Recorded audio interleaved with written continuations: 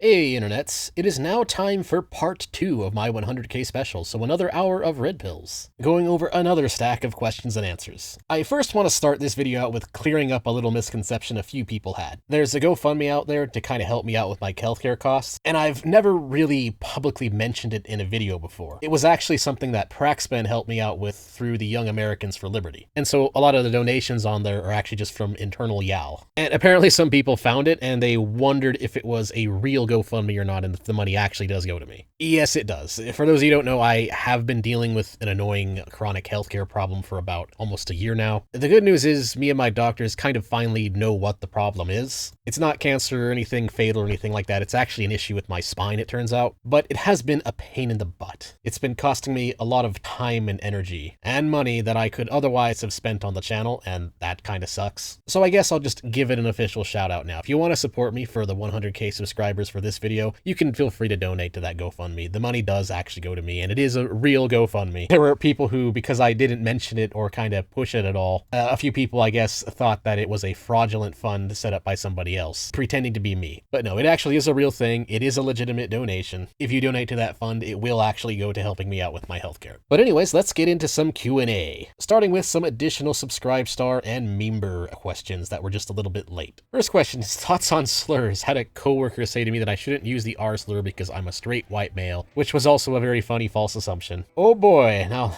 that's an interesting question to start things out with, I guess. Well, in general, you shouldn't use slurs because the only real reason to use them is just to make people angry. It's one of those things that people mainly do to be edgy, but at the same time, I kind of get why a lot of people do it and just don't care. Because the thing with a lot of the slurs out there is the whole social dynamics behind why they're a slur and why they're considered offensive are often dynamics that have kind of stopped existing, or they're dynamics that went away 3 generations ago, and yet people still act offended by them. So it's definitely true that there's this kind of silly thing that normies do where they decide that certain words are off limits, which of course doesn't actually get rid of the negative connotations, and so people just come up with a new word, and so then that new word ends up adopting the negative connotations, and the cycle just kind of repeats itself. It's kind of what I said earlier in my video about midwits. Midwits kind of often try to change the semantics of something, thinking that they're changing the core of how that thing is. And of course it doesn't actually work. But yeah, me personally, I just avoid using them because there's no point in making the normies irrationally angry. Next question. I know I'm a little late for the first video. Well, luckily for you, you are not late enough to not get into the second Q&A. What are your family/wife's political leanings, and if they aren't decentralists like you, what do they think of your opinions? That kind of depends on which side of my family. My father's side is relatively right libertarian leaning, and so I don't really have much trouble talking with them about it. But my mother's side of the family is pretty kind of general lib.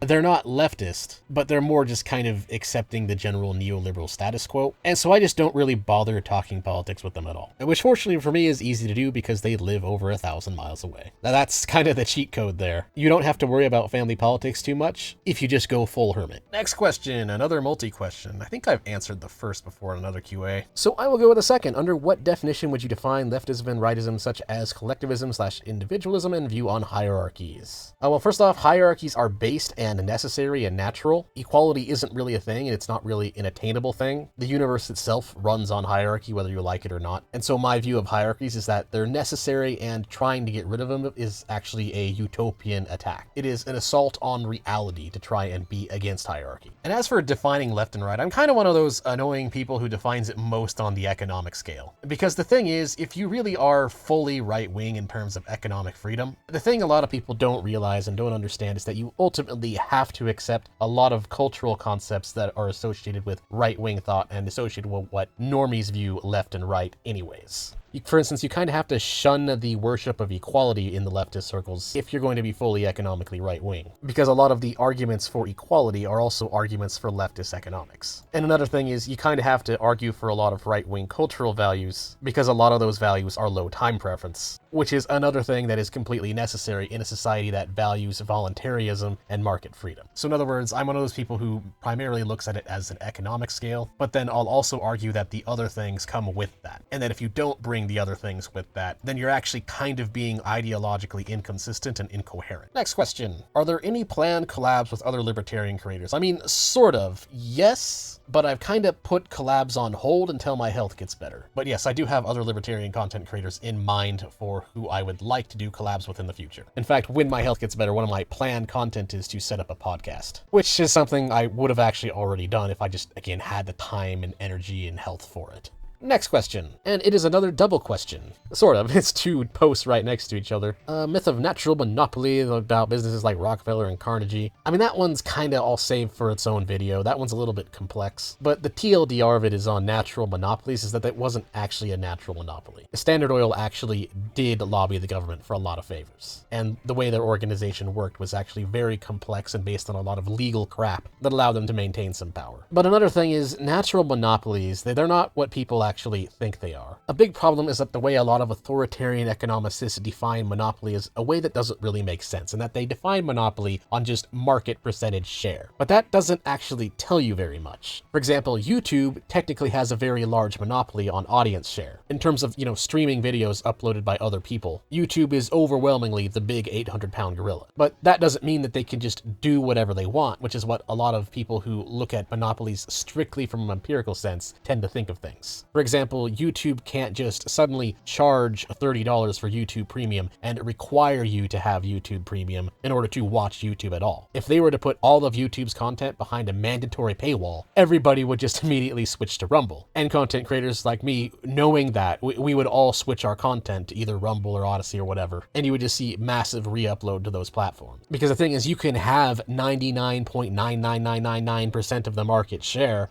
but that doesn't change the fact that competition can still exist. Even if it's just a little competitor sitting in the corner, that competitor's existence means that someone who has a quote-unquote monopoly actually can't get away with just jacking their prices sky high. And that's actually why YouTube doesn't put their content behind a paywall, because they kind of know that. And as for why Trump is a 90s moderate, it's largely because, if this is kind of an age thing, I'll be honest, but I was born in the mid-80s, so I'm just old enough to have been of the age where I could think for myself while still existing in the 90s. And just if you were alive during that time, you knew what a 90s moderate used to think. And a lot of the stances that Trump has on borders, it's actually largely just defending the current laws and enforcing the current laws that exist, because they were already set in place. For instance, if you go back in time and see what Bill Clinton did, a lot of it lines up with what Trump is doing now. But really, it's more to do with just knowing how a 90s person thought in the 90s. You kind of have to have been there. If you remember that time and remember how people thought and acted and how people talked about politics back in the 90s, then you just kind of know this by default. For example, the current right-wing war on woke. Back in the 90s, what is currently considered woke would be considered completely insane by the average person. Everything Trump has said about wokeness is just standard 90s stuff. It's effectively just how everybody else used to think anyways. That's actually kind of why it's very silly when the far left tries to paint Trump as a newtsie. Because in reality, Trump is actually very milquetoast. Trump is just more bombastic and less professional than people behaved in the 90s. So it's kind of a framing effect thing. Trump's behavior makes him seem more radical than he actually is. But when you take a step back and just objectively measure what Trump's policies actually are and what Trump's justifications for them actually are, and you just compare that to people in the 90s, and you realize, oh yeah, Trump's a 90s moderate. Trump's actually not radical at all. He's just a moderate from another time. Next question. Another congrats on the 100K, thanks again. Oh my, we have another multi-question here, and there's a lot of questions here. I will just randomly go with 5. What role, if any, should punitive justice play in a free market society where the primary goal is restitution? I guess you're talking about private law court. The main thing about private law court and the way it sees justice is it's somewhat similar to how current court of law already sees justice, just slightly different. One, it's based on natural law rather than just state law. That's a big difference. But in terms of the actual punitive actions, libertarian theory does indeed have more of a focus on restitution. It kind of depends on which community you're a part of, because again, it's not really anarchy in the way that anarchy is colloquially defined. Rather, it's which community you choose to be a part of. And so a lot of it depends on how that community views things. But the main difference would be is that there's a much bigger focus with natural law courts in general on restoring the wrong that has been done. Because in natural law, all crimes are property crimes. And thus, the purpose of the court is to return the property that has been stolen to the person it has been stolen from, as well as usually a bit extra to pay everybody for the time and hurt caused by the crime that has been done. And so you'll you'll definitely see a much more focus on fines than you have to sit in jail. Because A, people don't really want to pay for jail as much, and B, putting someone in jail usually doesn't really fix a lot of property crimes. It doesn't return the property back to the person who it was stolen from. For instance, if someone robs you of, say, $1,000, and let's say it's a really aggressive robbery, a robbery at gunpoint, yeah, sure, it probably feels a little good to see them go to jail for 15 years or something for that. But really what's going to help you the most is them paying you back, and paying a lot more back than what they stole in order to pay for the hurt and pain of having to go through something like that. So something like 50K or even 100K might even be more appropriate for a crime as aggressive and violent as that. However, there's also the problem that highly aggressive, violent people are people you don't really want to have in your society. And so another difference is that physical removal will be a big part of it as well. Because again, in voluntary communities, a lot of it will be based on voluntary association, and that is a two-way street. And what this means is that one big difference in free market society and their way that they do punitive justice is you would actually see banishment happen a lot more often. And in some cases, like especially extreme crimes where the property has been damaged to the point where it can't be returned to the victim, like let's just say murder, for example, you can't give a life back. That's why it's one of the most evil things you can possibly do. There's legitimately nothing you can do for the victim in that case. A convicted murderer found guilty in a natural law court can actually find themselves in a very precarious situation, because what'll happen is they'll get banished, not just from the community, but they'll get banished and physically removed in a way that nobody actually wants to take care of them at all, even just defending their rights. Because in a voluntary society, people aren't necessarily entitled to really anything other than the fact they have rights. However, you still need somebody to help defend your rights. And so what you might see in cases of convicted murderers is that even rights defense agencies wouldn't want to defend their rights anymore. And so in other words, you might see situations where the verdict is, okay, you've committed mass murder, and your punishment is we, the community that you are part of, no longer considers you under our protection. And so while they would technically, on a moral sense, still have rights, that murderer would walk out of court effectively not actually having any enforcement of their rights. And so while that person's technically free, quote unquote, the punishment is actually much, much worse than the current punishment for murder today. They would not only get hit with a very hefty fine that would probably be paid out to the victim's family, but further punishment would also depend on whatever the victim's family feels like doing to them additionally. So yeah, you definitely don't want to commit murder in a voluntary society. But yeah, next question. Greetings from Afghanistan Brazil. Okay. And you have multiple questions, but ignore question 2, someone else answered it for me. Well, I guess that means the question I'm answering is what would be the best things for us Brazilians to do in order to keep the nation from devolving into a criminal hellscape? I mean, honestly, in the way that the Brazilian state currently operates, just stop voting for the communists. Because I mean, we kind of just recently saw what the communists do when they're in power in Brazil. They just kind of let judges go after anybody who's not a communist and just blatantly abuse the system. Now, as for how you actually convince other Brazilians of that I'm honestly not sure of. Democracy and its consequences. Next question.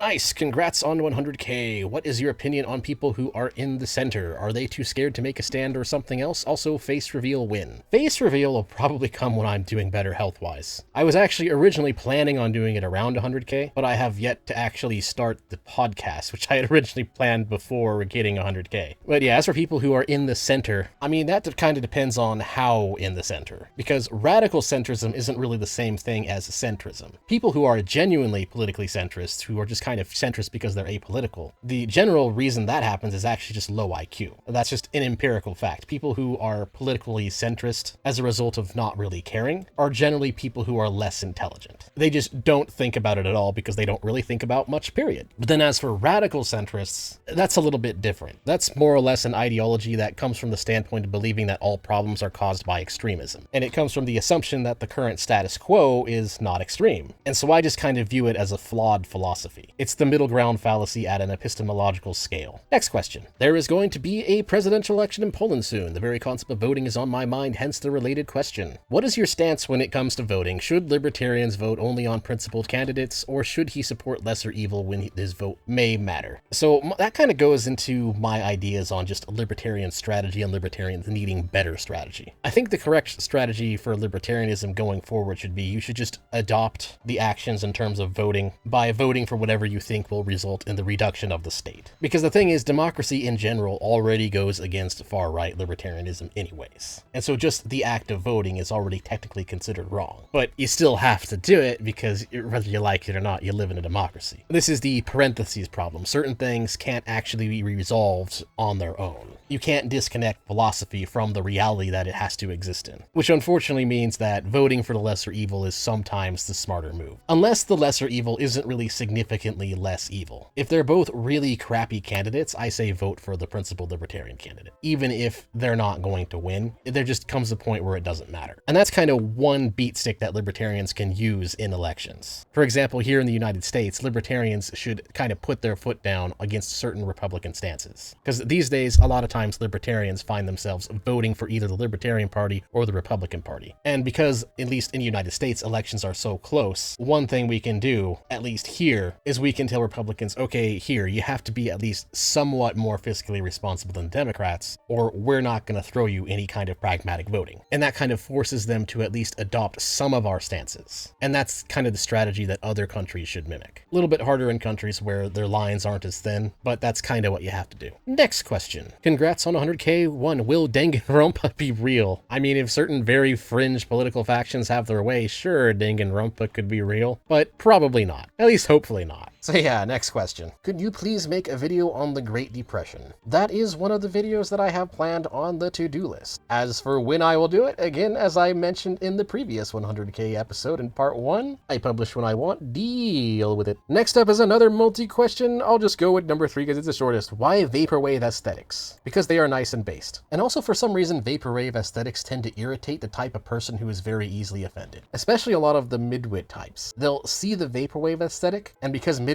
think in terms of associations, they will think it's Lafooshism, which will then kind of send them into a fit of irrational rage. And so in some ways, using the vaporwave aesthetic is kind of a form of gatekeeping on my behalf. The type of person who gets butt blasted at the aesthetic, and then uses that to assume that any points you're making are invalid as a result of the aesthetic, they're the kind of person who you can't reason with them anyways, and so you might as well gatekeep them. So yeah, next question. What is your opinion on the IQ realist movement, e.g. Aporia Magazine and Edward Dutton? I mean, if you actually understand the research behind it, then you know that you really can't deny that they're at least to some degree right. The only question is how right they are. That's where the disagreement is. Overwhelmingly, the evidence is that genetics plays some factor, but there isn't really a consensus on how big that factor is. But right now, in today's cultural climate, especially in the way that the cathedral currently operates of it, it's kind of too much of a taboo subject to really research. And as a result of that, the research doesn't really get done. So yeah, next question. What's your opinion on Grafton and the Freetown Project? I think I recall that one. It's kind of an example of what you don't want to do. See, the biggest weakness of a voluntarist libertarian society is that it's hard to make it. It works when it's made, but it's very hard to actually make it, because you need to actually put the free market alternatives to current public services that people would ordinarily always buy, or else it just kinda doesn't work. And in the case of Grafton, a lot of the problems with Grafton,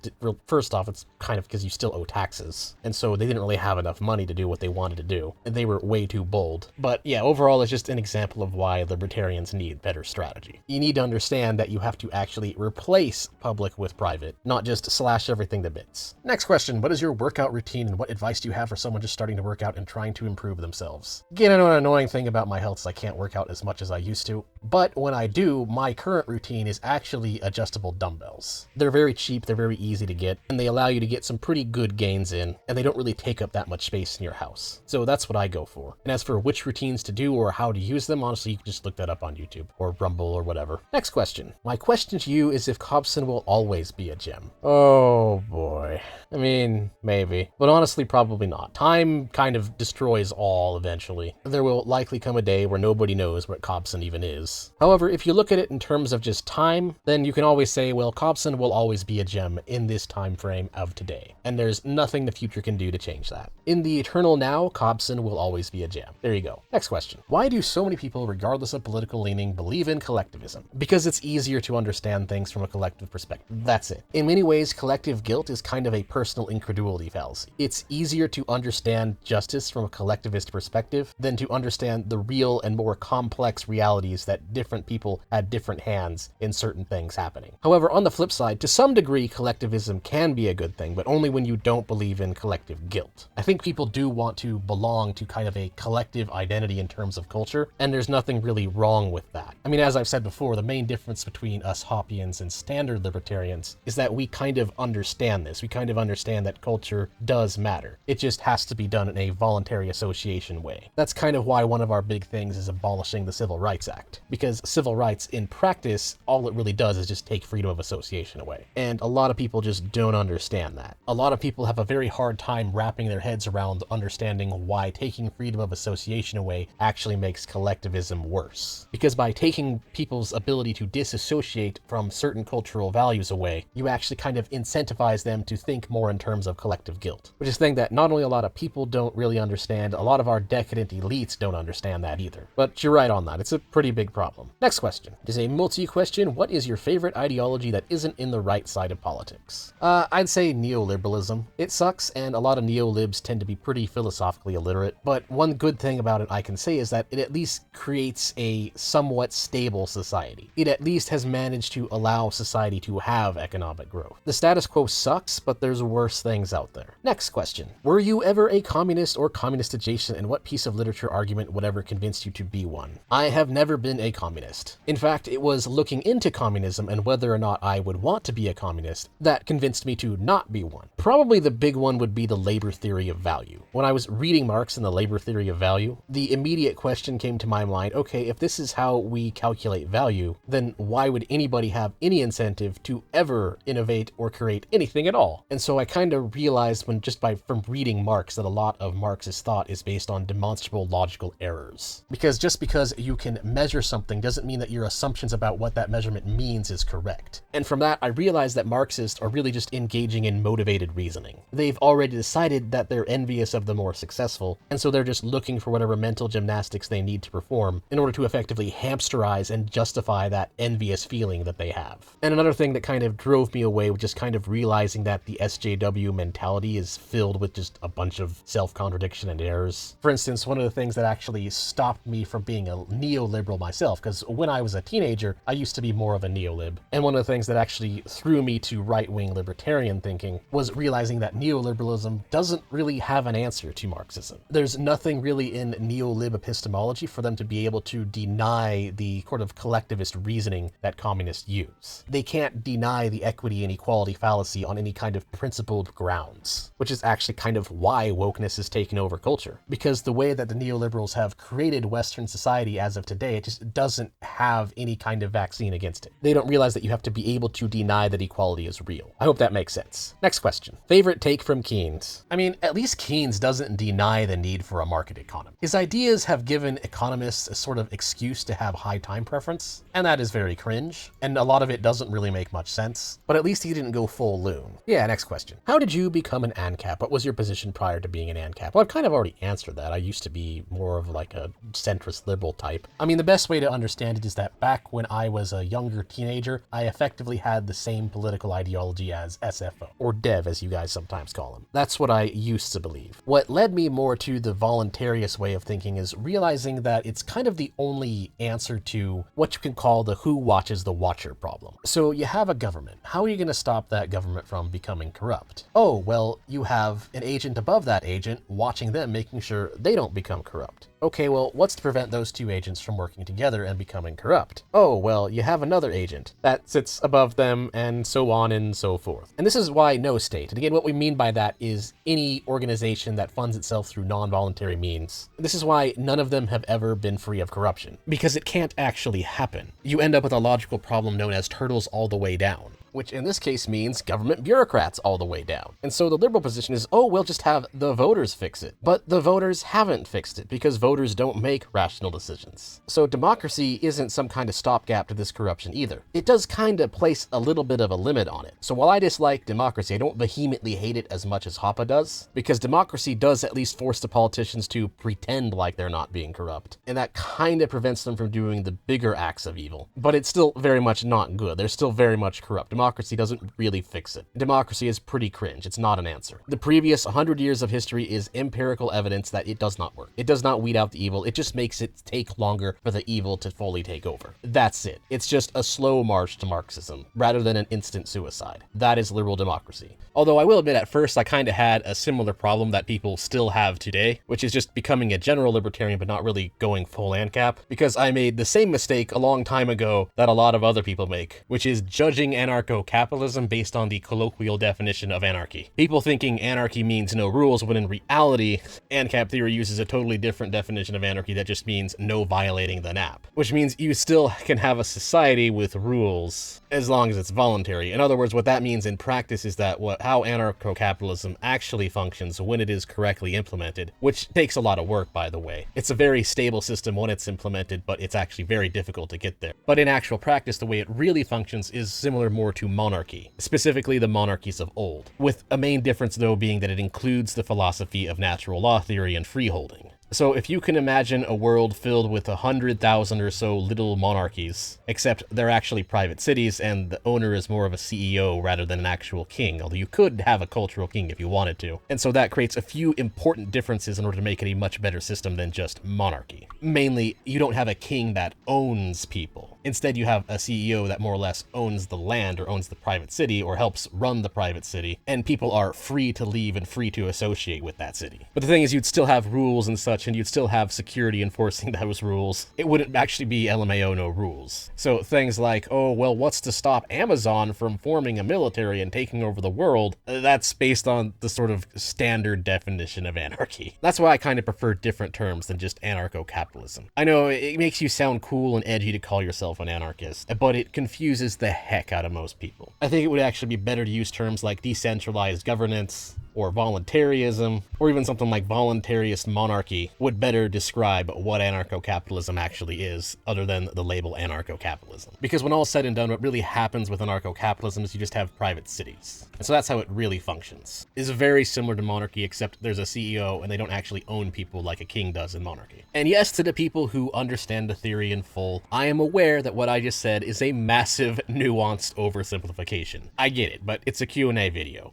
You gotta condense a few things. Anyways, next question. Why does it seem so hard to find people who think deeply about or ponder on things? For pretty much the same reason that democracy does not work. And I will just leave it to all of you guys to think deeply and ponder on why exactly that is. Next question. Opinion on public libraries. I fully admit that I'm biased in favor of them because I work for one, but I do think out in the sticks where I live, they provide a large amount of things that some people simply don't have or have the money to get. Computers, good Wi-Fi, printers, and a whole host of knowledge about basically anything you want. Some libraries even do faxes, and for a lot cheaper than Staples. So yeah, I like libraries too. However, in a voluntary society, you would not have IP restrictions. So you would actually have something even better than the library. Knowledge just in general would be free. You would have Z Library and it would be free. And just books in knowledge in general would be much cheaper. Which actually means that you'd probably have private libraries that are willing to lend people the same thing, because they wouldn't have to worry about IP problems. And to some degree, you actually already see private libraries. For example, in some apartment complexes, mainly the better quality apartment complexes, they often have things like a tenants-only private library. And since, again, what it is in practice is more or less just private cities, just scale that up a bit, and that's how you get your private library. You would have Covenant community libraries for members of the Covenant. But beyond that, I do kind of understand why people like the library as is. Even though the system that the library currently funds itself is not good, it is one of the things I don't really mind my tax dollars currently going to. But yeah, good news is it wouldn't go away in a voluntarist society. You'd still have libraries, they'd just be run differently. Next question. Will you make a video on Geoism? From my memory, isn't that just an alternative way of saying Georgism? In that case, yes, unless you mean something else, but I'm just gonna assume you mean the shorthand way of saying Georgism. If I'm wrong, I apologize. I don't feel like doing research for a Q&A video. Deal with it. So I'm assuming you really mean, will you do a video on Georgism? And yes, Georgism is one of the things that I have on the backlog. As for when I will do it, again, I publish when I want, deal with it. But yeah, Georgism is interesting. I consider Georgism to be one of the better versions of minarchy. For example, if I had to live somewhere that still followed the model of statism, I would go with a monarchy that follows the principles of Georgism. A Georgist libertarian monarchy monarchy would be significantly better, at least, than the current system we live in. I give it the stamp of better than the status quo by far. It was one of those things that would be a really good compromise between what you call big L libertarians and small L libertarians. You could definitely make that kind of society where it's only land that's being taxed, specifically the land value. You could use that to then fund basic services, and it's definitely the least bad form of taxation. It's one of the few versions of taxations where the rich usually do pay most of it, and it doesn't get passed to the consumer that much. And I also understand where Georgists are coming from when they say, oh, owning land necessarily takes it away from other people. I don't agree with that philosophy, but I at least understand where they're coming from. I understand their justification for it. So yeah, again, hopefully that's what you meant by geoism. That's the only thing I'm aware of off the top of my head that geoism means. That's just kind of another way of saying Georgism. If that's not what you're asking, you can let me know in the comments. I do in fact actually search through and read a lot of my comments. I just don't reply to them all because I couldn't reply to them all. You know, one of the downsides of becoming a somewhat larger creator, I kind of notice this happening around 25k subscribers, is that if you respond to every comment, then your life is just responding to every comment. The time it takes you to respond to the comments you get, then you've already gotten another comment. It's kind of sad. I wish I could make a shadow clone of myself, and that way I could just reply to the comments. But unfortunately, that's not how it works. Anyway, next question. Should ANCAP libertarians, I think you mean to say libertarians there, whatever, consider forming new parties in states and advocating for different voting systems, like fusion voting, in order to begin gaining influence on a more local level to introduce the average person to ANCAP philosophy? Yes, that's a perfectly fine strategy, especially if you kind of want some form of liberty in your lifetime. One simple red pill, or in some ways it's a white pill out there, just kind of a basic nugget of knowledge that a lot of people don't understand, because a lot of people try to think big. They look at things only in the macro scale. They make the opposite mistake of failing to see the forest for the trees. Some people fail to see the trees for the forest. And one of these is failing to realize that a lot of times your local government actually has a greater impact on your actual everyday life than who is at the federal level. For instance, in the United States, the mayor of your city, the governor of your state, often has a much bigger impact on how things are actually going for you than who it is that's sitting in the president's chair in Washington, D.C. So getting involved in local government and trying to inject some libertarian policies that way does actually work, especially in things like reducing the costs of housing.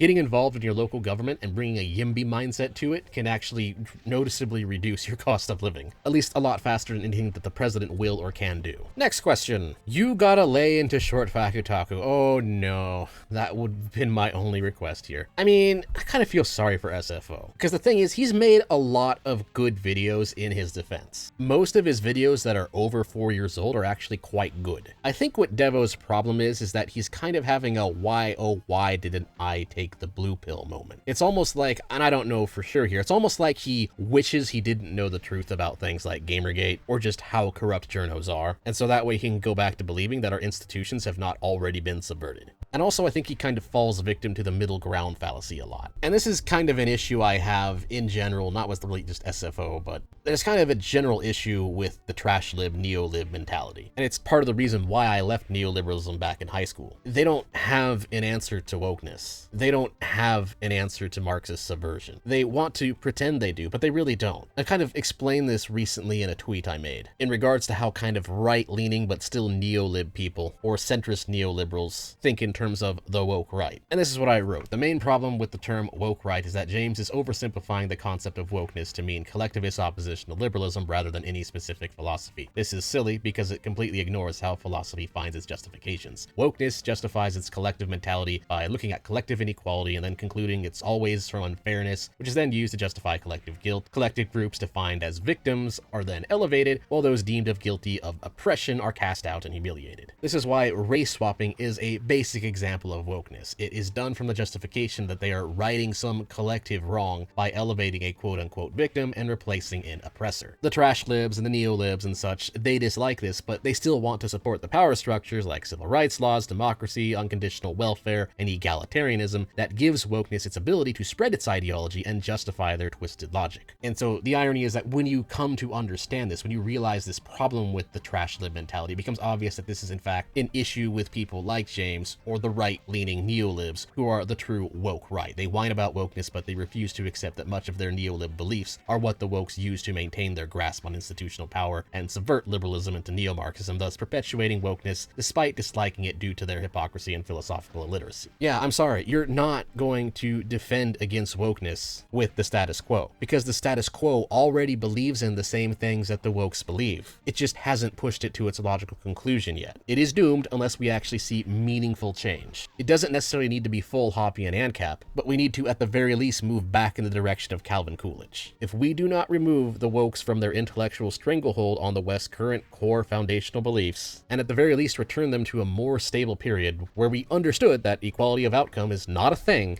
you're not going to defeat the wokes. I'm sorry. Your children are going to one day wake up in a communist regime and they will own nothing and they will not be happy. Long answer, I know. A little bit of a doomerism there, but let's move on to the next question. How long have you been interested / studying politics and philosophy? Since I was 7, I'd say? Somewhere around the mid-90s. That might actually be why I'm already somewhat of a boomertarian. There's a running joke in libertarianism that it's actually pretty rare to be a middle-aged libertarian like me. Nearly all libertarians are either young, and by that I mean age 13 to 25 or so. And then between that age, people kind of get beaten down by the system. But then when they get older, they kind of go back to realizing, okay, well, we need to plant the tree for the next generation. And so a lot of older people become libertarians again. That's why when you look at the Mises Institute, you see a lot of people like Hoppe who are just freaking old as dirt, just fossil libertarians. And I kind of started getting interested in studying philosophy at a really young age. And so I burned out my pragmatic trash lib thinking phase before I even became an adult. And the result of that is I'm kind of the youngest boomertarian. Oh, that's sad when I think about it, but it's kind of true. Next question. It is another multi-question. Pick one. And of these, I will go with... Since you're on the West Coast, what's your favorite national park in the area? Well, technically, Oregon actually only has one national park, and that's Crater Lake. But we do have a lot of state parks. I think that's kind of what you mean. I think you just mean general public park, because we have a lot of those. And for that, I'd say Lateral Falls. The thing that's nice about Lateral Falls is that if you hike all the way up, which is about a 2-mile hike or so, you can actually, although it's a little bit risky, you can actually go up to the waterfall that's up there, up at the top, and you can just let it rain on you. It's not locked off at all. I may or may not have done this. I plead the fifth. Next question. I just finished reading Getting Libertarianism Right. Oh boy, this is going to be a good question. By Hoppe. His plan for dismantling the state and bringing a truly libertarian order to the West is ambitious, but it seems predicated on doing some very hard things that you'd basically need a supermajority in the government to do. How do you suggest traditional conservatives and lib-right work together to make those things happen? What are some practical first steps for party integration and forming the political strategy? That is a very good question. Yes, though, for those of us who actually understand what libertarianism is really aiming for, as I said earlier, it's a very stable, very good system, but it is very hard to achieve, hence why it hasn't been fully realized. I think for now, the first steps, the biggest problem that we have in society today is actually something that on its surface has nothing to do with libertarianism, but in fact has everything to do with libertarianism when you understand strategy, which is the fact that many of our intellectual elites in the current modern day clown world are preaching things that are very demonstrably stupid. And so a big first step, one thing to actually get the people on our side more, is that we actually need to run a very big mass delegitimization campaign against all the socialist propaganda that's out there. A huge portion of journos, all they do is all day long is publish statist propaganda and engage in sophistry and rhetoric in order to gaslight people into believing things that are not true. A lot of our academics, especially social scientists, are regularly engaging in flawed methodology where they are effectively engaged in a mass circular argument in order to justify wokeist ideology, where they effectively presume that wokeist ideology is correct and then conduct research based on that assumption, which is then used to prove the ideology. And we just currently don't really have enough people. We've got some people, but we currently don't have enough people engaged with that. The utter fraudulence and midwittery of our so-called intellectual elites needs to be burned out. And so that's one thing to start with. And the other thing is kind of going back to what I said earlier, get involved in local politics and aim for policies that will actually help the average person. But for more, I am going to be doing a video later on more on libertarian strategy. So yeah, next question. If we achieve ANCAP utopia, well, it's not really going to be a utopia. I kind of have to stop you right there. It's not going, there's no such thing as a utopia. You will never have a perfect human society because human beings are not perfect. The voluntarist model is just a better way of doing things. It makes it so that the people who do stupid things are the ones who actually face punishment for their stupidity, whereas the current system kind of just passes the buck of responsibility due to the fact that it propagates the existence of this non-productive parasite class. So that's an important thing to recognize. What stops a bunch of guys forming a centralized state and conquering everyone else? Lol. Well, I mean, when it's actually achieved, again, in practice, it's more like just CEOs owning private cities. And one thing that changes in regards to comparing it to, say, monarchies of old, is that the CEO, unlike king, doesn't actually own people. So it'd actually be really, really hard for wars to even occur. People wouldn't voluntarily associate with it. But let's say that a whole bunch of people managed to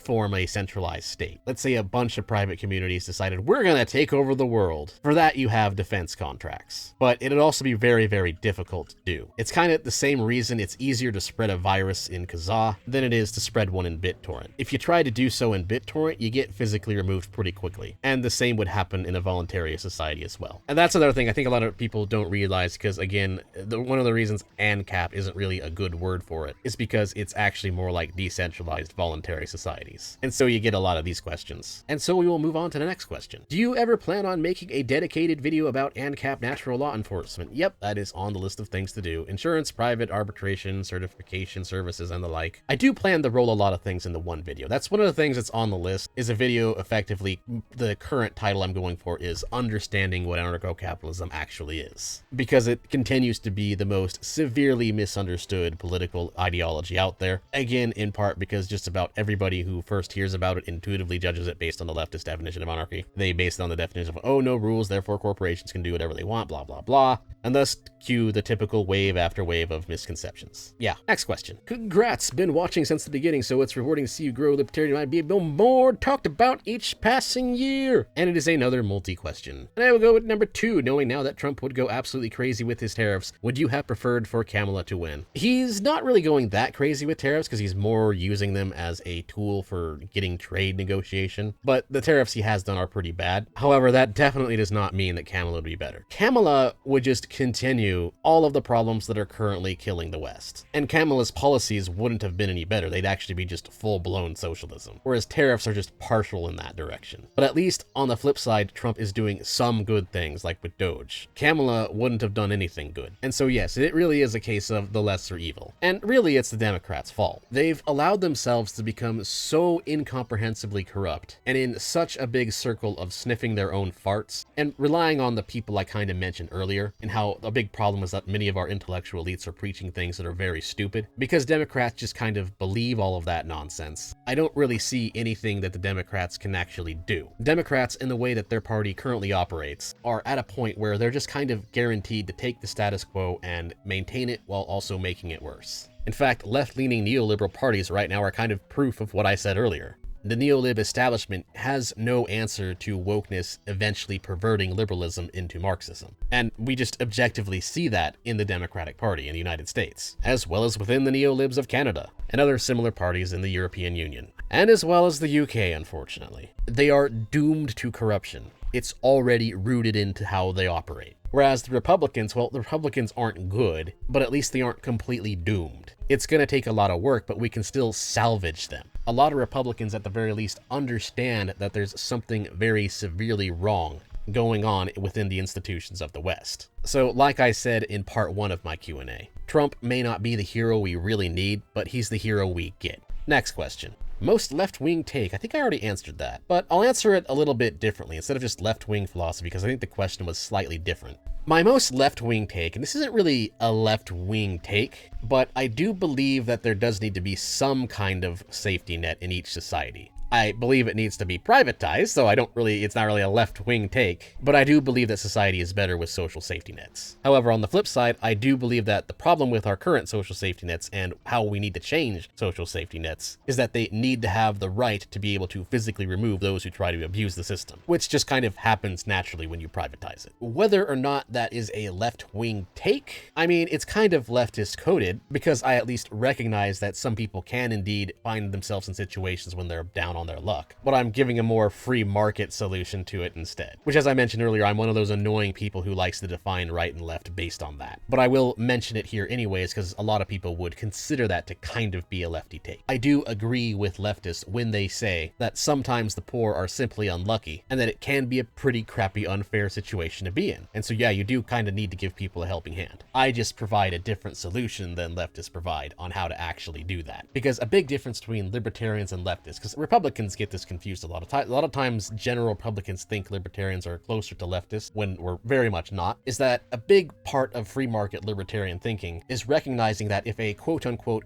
human right requires the labor of another, then your human right is effectively requiring slavery. So for instance, saying make housing a human right, in practice, what that means when you make that a right, it means that someone should be forced to give a house to you. That's the basic problem with the way leftists try to fix the problem. Leftists effectively create aggressive systems of entitlement. And a lot of them don't realize that. A lot of them don't understand that entitlement in philosophical terms implies the enslavement of another. Some of them do. Some of them are really unironically evil, but a lot of them don't. But anyway, next question. Can't think of a question. I just wanted to swing by to congratulate you. Keep it up, man. You're awesome. Well, thank you. Thank you very much. It has definitely been an interesting ride getting to this milestone. An interesting thing is how I honestly think that the first 10,000 of my subs were harder to come by than the next 90,000. I think that may be because by then I'd kind of settled into how to make this kind of content. But yeah, it has been a ride. Next question. And it's another multi-question. Opinion on the tech right pushing for H-1B visas. Oh boy.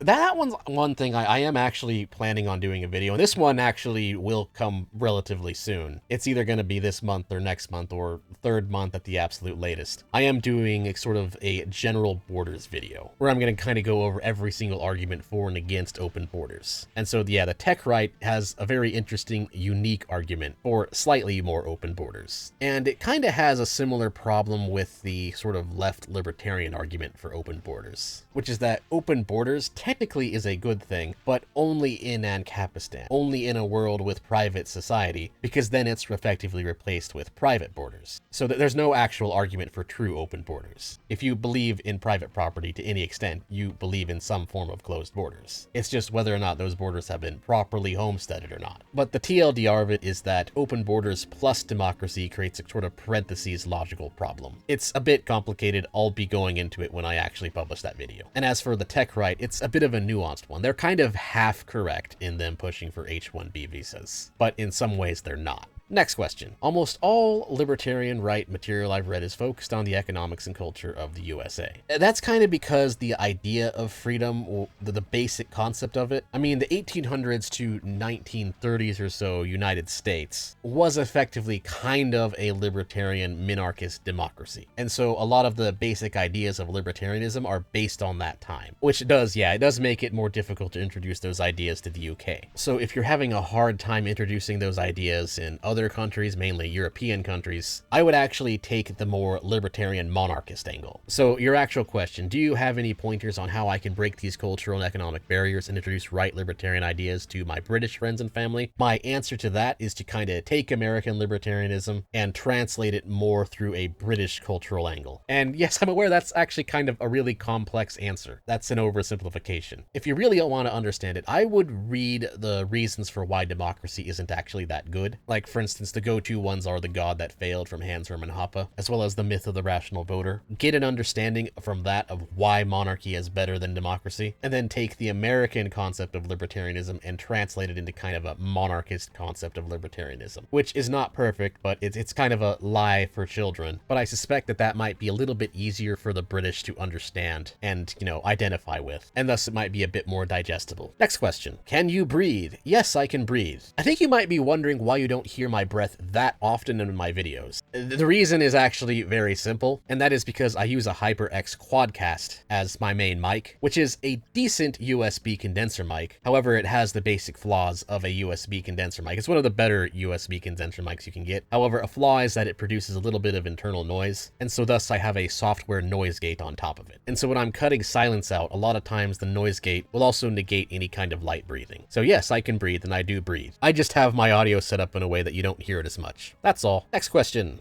If libertarians got their way today, how long would it take for the economy to be uneffed, i.e. housing prices to be reasonable, inflation under control, etc.? Well, zoning laws would get nuked, and the Fed would be dead. So inflation would go away pretty quickly, probably within a week. But as for the housing market, well, you have to actually build the houses. So that still has to be done. So that part might take about 6 months or so. That is, though, if we were to get everything we wanted today, which unfortunately isn't a reasonable ask. But there you go. There's the answer. Next question. And it's another multi-question. These all look pretty interesting. Oh, look, number 2. Donut homestead mentioned. How do you solve the encirclement problem in an ANCAP society? Oh boy, the donut homestead. So some people have different answers to this, and mine is considered a little bit interesting, but not so controversial. The solution to that kind of requires you to understand how homesteading works. And it's based on the same principle of first come, first serve. So AKA, person A has a stick, they pick up the stick, and if person B comes along and they say, no, that stick belongs to me, even though they've never used it before, they're just claiming that they want to use it now for just some arbitrary reason, then we would say that person B is causing a conflict and that's a problem. And homesteading is kind of based on that concept. And so because of that, you can't really build a donut homestead. Because the problem is, if somebody has a house somewhere, then that means they've already, by default, kind of homesteaded a way of them getting out of their property lines. So it's kind of where homesteading gets a little complicated. There's a few unwritten rules of homesteading that are obvious when you think about it, but doesn't actually stop people from coming up with funny things like this. And I think, again, it comes from people kind of forgetting that anarcho-capitalism isn't really anarchy in the colloquial sense. It is anarchy in the way that the Austrian school defines anarchy. So what actually would most likely happen within the donut homestead achievement attempt is that a private court would say, hey, this person was able to get out before, which means they've actually homesteaded some way out, which means you can't just build a donut around somebody else's house. So at least part of the donut would get ruled as invalid homesteading. That's how a natural law court would actually see it. They would argue that this person was using part of this land as a way to and from their house before, thus the donut is invalid. They'd have to remake it to a C. It's kind of the same reason why you can't just build your house on the streets. And also, again, remember that in practice, the Austrian libertarian model would just be covenant communities. So this would pretty much just never happen anyways. The same thing with the roads question. That is resolved through the covenant community. And plus, one thing people don't realize is that the way roads would actually get built in a voluntarist society is largely through crowdfunding anyway. Having one person say, okay, this person's no longer allowed to leave their house, it just wouldn't work. It would be extremely rare for roads to actually be owned by just one guy, if not impossible. It would be more like a stakeholder thing with the people in the community. And so a lot of those problems, like the donut problem, are really just straw man arguments from people who don't really understand how homesteading would work and how private law would work. Next question. Why are there so many femboys in the server? I don't know. I mean, my Discord server, I try to keep it very, very, very free speech, as Discord allows. And in some ways I do that intentionally, so that way if some blithering midwit tries to pull the good old association fallacy that midwits love so much, to, you know, just use that against me by saying, oh, these people in your Discord post this, and therefore you must agree with them because it's your Discord. I can just point to the fact that my Discord pretty much allows most speech. And so that way we can just all proceed to laugh at the midwit and call them out on their association fallacy, and just have ourselves a laugh at them for being cringe. Next question. What is your take on the Shiloh Hendrix situation, and do you think a race war is brewing up? Oh boy. The neolibs have screwed up again. Look, giving people who have done something stupid money for simply being part of the same ethnicity of you is kinda dumb. I know the argument is that they're doing it with Carmelo Anthony, so why can't white people do it with Shiloh Hendrix? But the reality is, when you look at it from a more individual standpoint, both are kinda dumb. The whole thing is kinda dumb. That being said, leftists absolutely asked for this with their stupidity and their just blatant hypocrisy on ethnic identity. But luckily, I don't think it's really so much a race war that's brewing up. That obviously wouldn't be good. I think what's really happening here is that white people just kinda have fatigue. We're tired, and a lot of us just aren't really sure what we're tired of. And I think I can give you the answer. The answer is we're tired of not having freedom of association. And this is an interesting thing because in East Asia, for instance, Japanese and Chinese social scientists, the academic consensus over there overwhelmingly acknowledges that when people are forced to live in multicultural communities, when they don't really have a choice in that, it creates problems. It reduces public trust. It creates friction.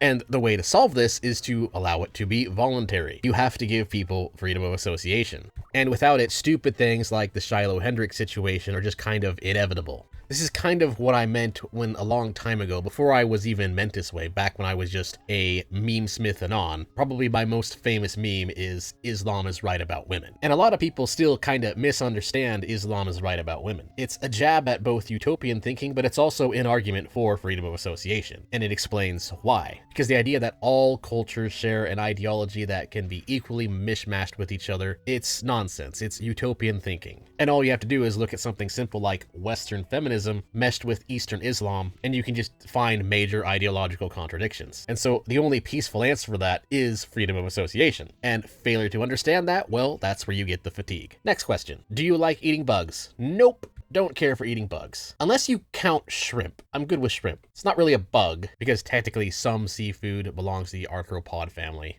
and that includes spiders and centipedes and whatnot. And some people, when they say bug, they include spiders along with insects. So if you want to get really pedantic, yes, but with seafood only. But most people don't think of it that way. I know I just kind of gave a serious answer to what's intentionally a stupid question, but whatever, I felt like it. Next question. Two things, multi-question detected.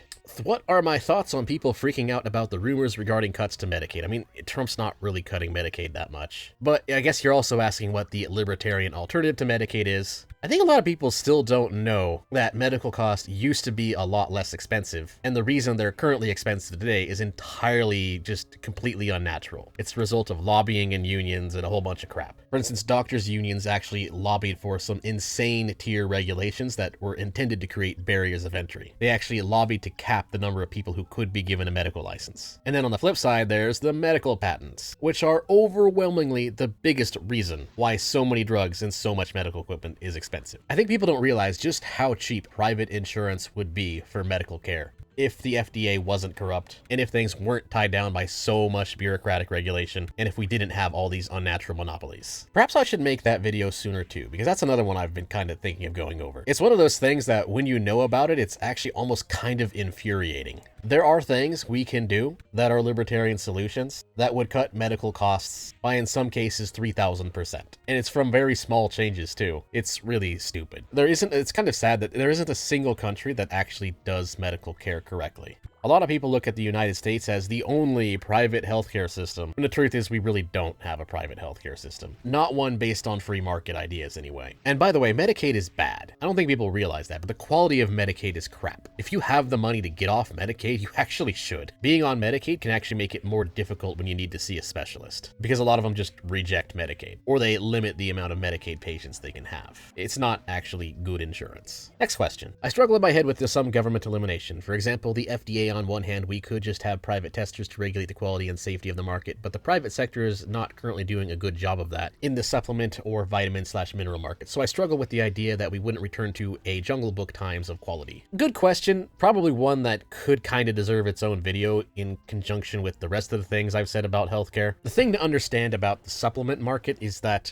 some of its problems do actually come from IP issues. For instance, the whole proprietary blend crap. There would be no such thing. Another thing you have to understand is that fraud violates the NAP, because there's a controversy kind of in the supplement industry recently where a lot of them just aren't selling what they claim to be selling. They claim their supplement has such minerals and such ingredients, and then they're found out to not have them. And the thing is, the way we currently look at things, the real problem with that industry is that our state law isn't doing a good enough job cracking down on that. In private law, that would actually get crapped on a whole lot more. Selling someone water and then poisoning the water without telling them, for example, I mean, just an extreme example, that is actually a really big fat NAP no-no. Yeah, and in private, decentralized law, the companies doing that would get way more fleeced than they're currently getting. It's actually kind of disgusting how those supplements that were proven, I won't name any how, but some of them that were proven to not actually contain what they claim to contain. It's really pathetic how they got away with just kind of a slap on the wrist. Another issue you have to understand is the crowding out issue. Part of the reason people aren't able to pay for better private options is because people have to pay taxes for the FDA to exist, regardless of whether or not what they're buying has anything to do with the FDA. And I think this is another big one that people don't really think about when they consider a more free market way of doing things. They don't realize that it's very, very difficult for certain libertarian experiments to actually be libertarian experiments because you're still getting taxed. So as long as taxes are still the same, everything's always a poor man attempt. Oh, hey, this attempt at doing X thing privately failed because they didn't have enough money to do it. Let's just pay no attention to the fact that part of the reason they don't have money to do it is because, you know, the taxes still exist and everyone's still getting taxed 20 to 40% of their money. This is actually a really big thing to consider when thinking about things like that. Next question. And these questions are kind of similar questions as I'm reading them. What is, in your opinion, the best portrayal of an ideal libertarian society in television or film? Legend of the Galactic Heroes, Galactic Copyism.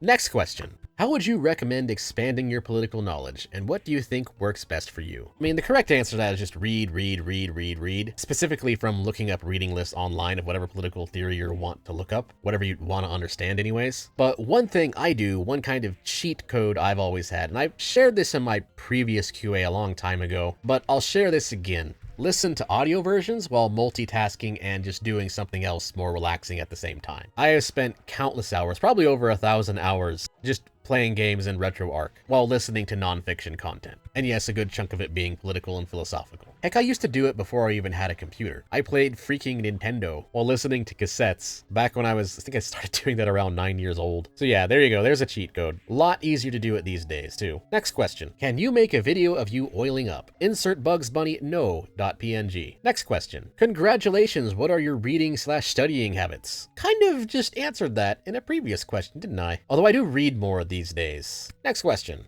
I don't know if you've already been asked this question before, but I've been wondering, do you prefer Aristotelian logic, like Rothbard and anarcho-objectivists, or neo-Kantian rationalism, like Mises and Hoppe? This is going to sound like an annoying question dodge, but I think both have a few flaws. First off, Kantianism isn't full rationalism. I don't really think it's accurate to call Hoppe and Mises Kantian. I think that's more of just a different way of looking at objectivism. And so second of all, I think you actually can kind of merge Hoppe, Mises, and Rothbard. They're not as contradictory as some people make them out to be. I'll have more on that when I actually do the border video. Next question. Mentis, is your wife trans? No, she's not. That's just a stupid rumor that some people spread on Discord. And some people made some kind of fake Discord posts with my name, and gullible people fell for it. This is one reason why you can't really believe all drama crap you see on the internet. Certain things are really easy to fake, and there are drama goons out there who will fake anything. And Discord posts are really easy to create fakes of, because all you need to do is just create a server and set your nickname to whoever, copy their avatar, and there you go. You can now just make whatever post. So yeah, remember,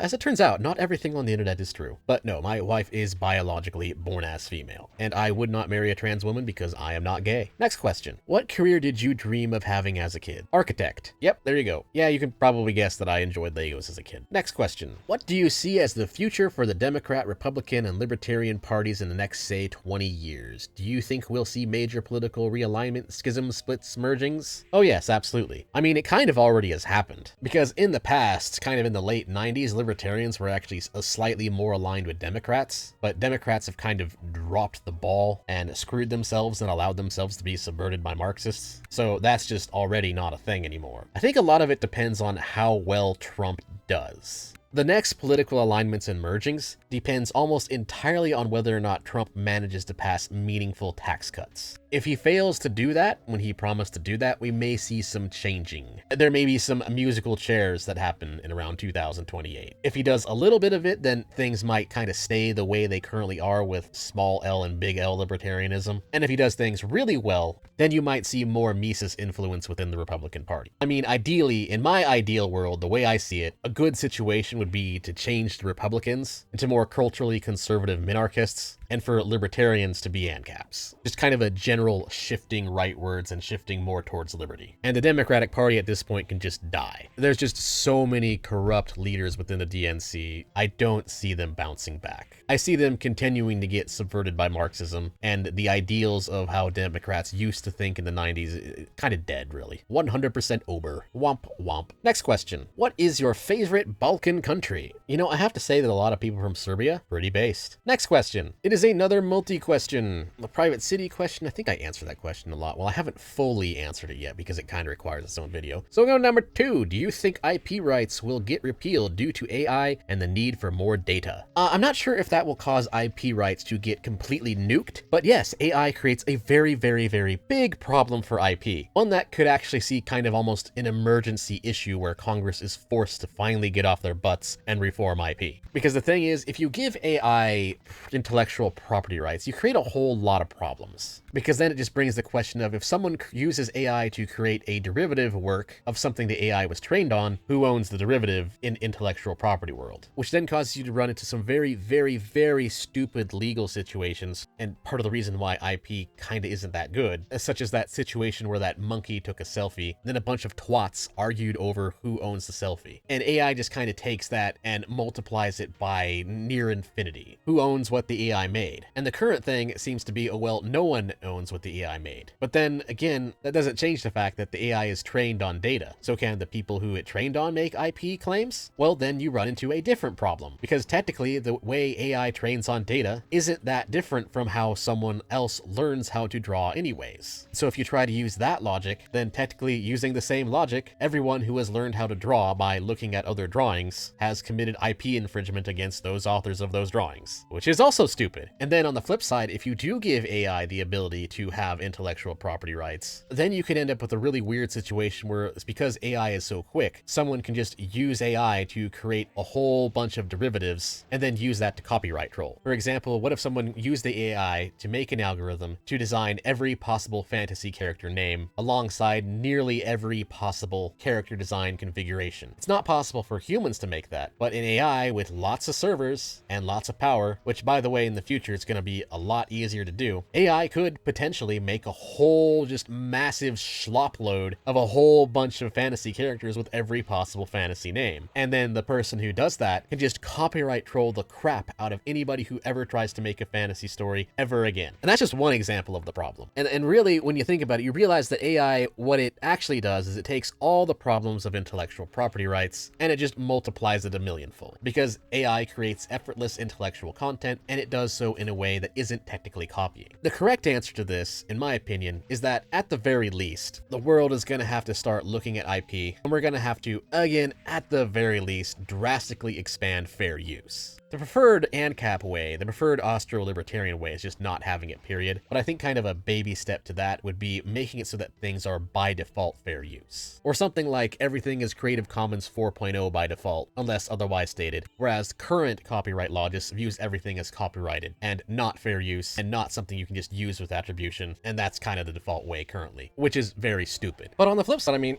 we can kind of be thankful for AI. It's kind of fun knowing that AI may actually just be the final straw that breaks the camel's back, that finally forces all the boomers in Congress and Parliament to get off their butts and finally do something about how crappy our intellectual property rights laws are. Next question. It is another multi-question saying feel free to cherry pick any one of these questions, which I do anyways for multi-questions. Do you listen to synthwaves, vaporwaves, or just like the aesthetic? If so, who are some of your favorite artists? Yeah, I actually listen to it. Both The Midnight and Gunship I'd say are pretty good. Pretty decent modern takes on the genre, if you can call it a modern take. It's more like a modern take on an old thing. Yeah, there you go. Next question. What is your opinion on the current Libertarian Party and what do you wish it did better? My opinion is that it needs work. It needs quite a bit of work. It mainly just needs better strategy. We need a better focus on how do we get influence. Because again, the problem is a lot of our intellectual elites are very much against libertarianism, and that kind of has a top to down problem. Because, you know, a lot of the midwit types, they just kind of adopt whatever is the dominant ideology within the cathedral. And so thus a lot of our white collar workers don't like libertarianism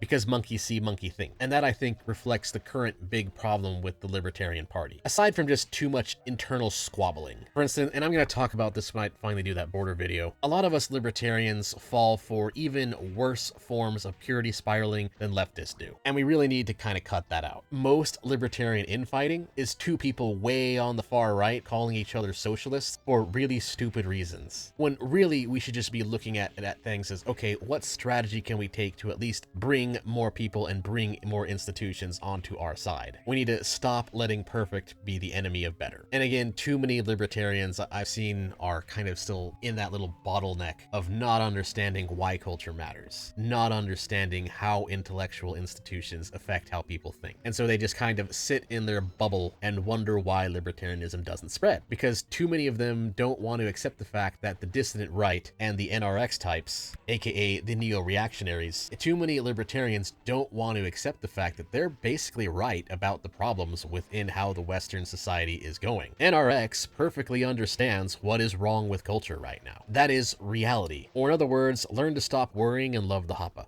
And you know what? I think I'm gonna leave it at that. Learn to stop worrying and love the hoppa. That's what the Libertarian Party needs to do, as well as just understanding what it is we all have in common. So instead of internal squabbling, we need to actually get together and come up with a good strategy on how to beat the actual communists. Because you're definitely not going to win by constantly pointing the gun at each other for imagined microtransgressions that could be argued to be micro-communism, when we have actual self-identified Marxists in control of our intellectual intellectual institutions, in control of what actually shapes society and shapes our political system. That is what we need to do. And so I'll leave it at that. Thank you for watching, and thank you so much to those of you who've subscribed to me and enjoyed my content and helped me get this far. Feel free to like and share this video and all that good stuff. And if you want to support me, you can do so on Ko-Fi, Subscribestar, buying some merch, or again, for this video, I've decided to give a shout out to that healthcare fund that helps me out, because it has been quite the wild ride. It's actually kind of cost you guys quite a bit in terms of content I couldn't do. So thank you very much to anybody who wants to help me out with that. But yeah, other than that, that is all. Till next time, of which there will be many, many next times.